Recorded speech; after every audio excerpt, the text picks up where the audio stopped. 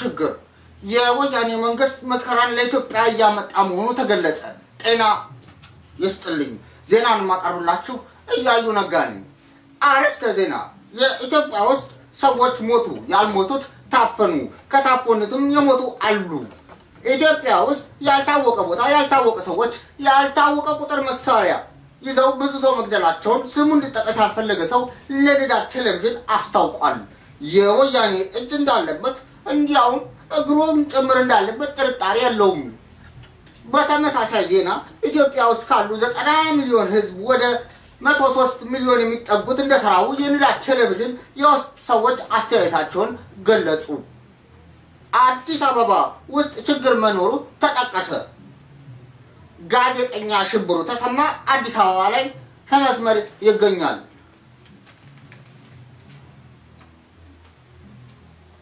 ጋዜጠኛ ሽብሩ ተሰማ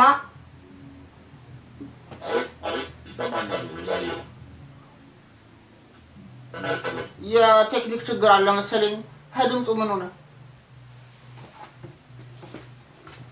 ፖዝ አድርገው ወይ ይቆጥራል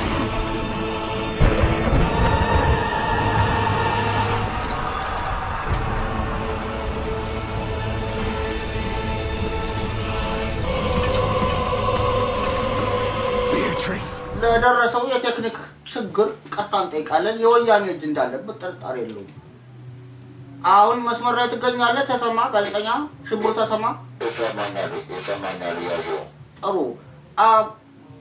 በአሁን ሰዓት በኢትዮጵያ ውስጥ ያለው የንግድ እንቅስቃሴ ምን ይመስላል በጣም የሚገርም ነው በአሁን ሰዓት የወያኔ መንግስት በኢትዮጵያውያን ነጋዴዎች ላይ አላግባብ ገንዘብ እየበዘበዘ እንደሆነ ተባኖበታል እንዲሁም በታክስ ጮካ የተነሳ ከጥቂት ነጋዴዎች ላይ ብዙ ገንዘብ እየዘረፈና ነጋዴዎች በመማረር ላይ መሆኑን ገልጸውልኛል እንዲሁም አንዳንድ ነጋዴዎች ንግድን ትተው ወደ ዘረፋና ሩጫ እንዲሁም ስፖርት ውስጥ ለመግባት እየሞከሩ ነው ያሉት በጣም የሚገርም ነገር ነው የምትነግረኝ እስኪ በተለይ ወጣት ተማሪዎች ለመንግስት ያላቸው አመለካከት እንዴት ይመስላል በጣም ይገርማል ወጣት ተማሪዎች በአሁኑ ሰዓት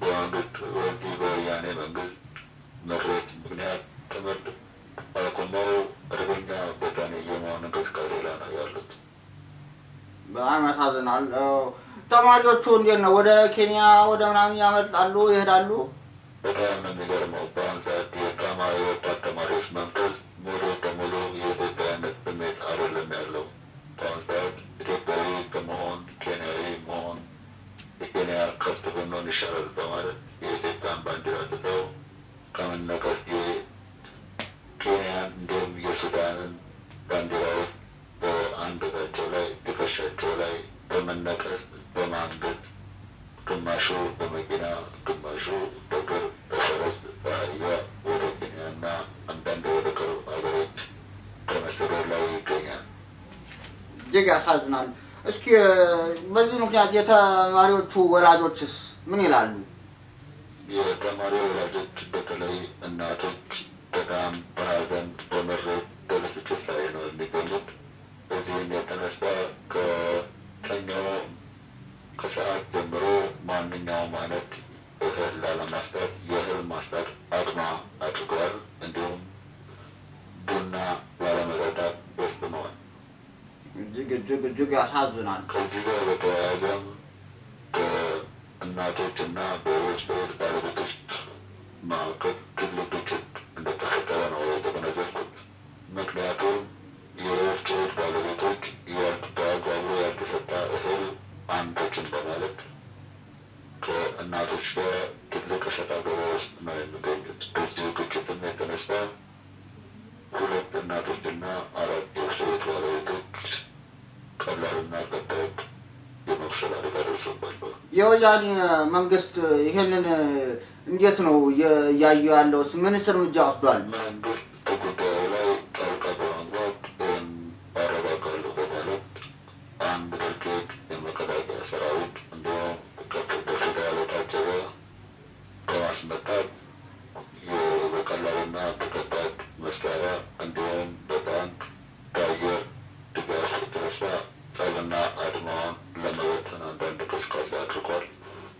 ሰላምና መረጋጋት ሁኔታ ለመፍጠር ባደረገው እንቅስቃሴ የቆሰሉ እናትና የውስጥ ባለቤቶች ቁጥር ከ6 ወደ 33 ከፍ አድርጎታል። እንደምናውቀው የኢትዮጵያ መንግስት አላግባብ የሆነ ኃይል ይጠቀማል ብዙ ሰላም እንትን ለማለት። በዚህ ላይ የተጠቀመው አላግባብ ያልሆነ ኃይል አለ። በእውነቱ በመንግስት በኩል የተሰጠ መግለጫ እንደሚናገረው አላግባብ የወጣ ኃይል የለም። የተመጣጠነ ኃይል ተጠቅመናል። የተጠቀምነውም ቀላል የጦር መሳሪያ ነው።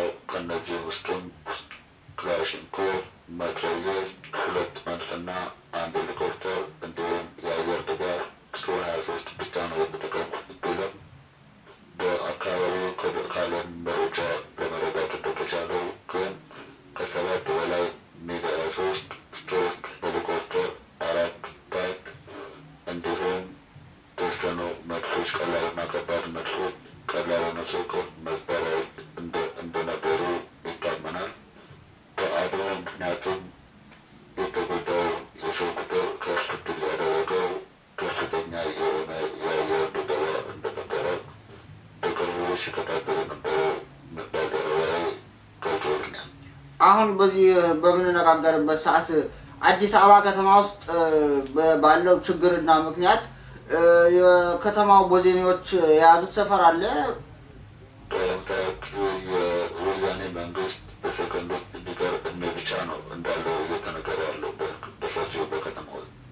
እንዲሁም በከተማ እንደሚባለው ከሆነ አንዳንድ ሰፈሮች ላይ እንዲሁ ሙሉ በሙሉ ከወያኔ መንግስት ነጻ የወጡ ሰፈሮች አሉ።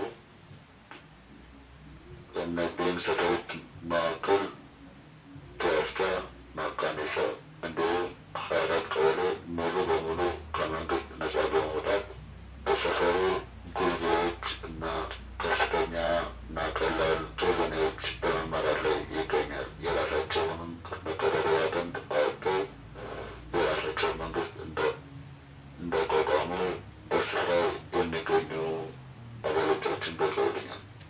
በጣም ያሳዝናል። ሪፖርቱ ከኤርትራ ይቅርታ ይደረግልኝ ከኢትዮጵያ የዘገበልን ሽብሩ ተሰማ ነው። ዜናው አለቀ። ወያኔ ጉድ ነው። እያዩ ነጋ ነኝ።